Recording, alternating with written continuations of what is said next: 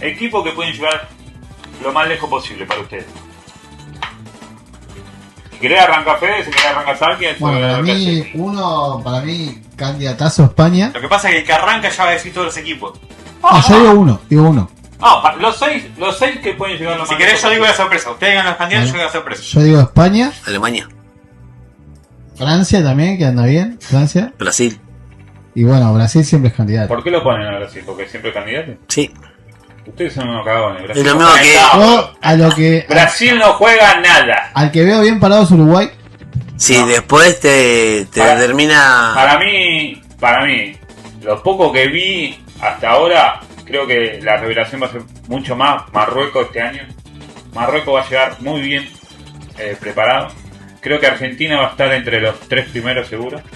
La final para mí, no sé cuál va a ser, pero está entre España y Francia vuelven a la final. Alemania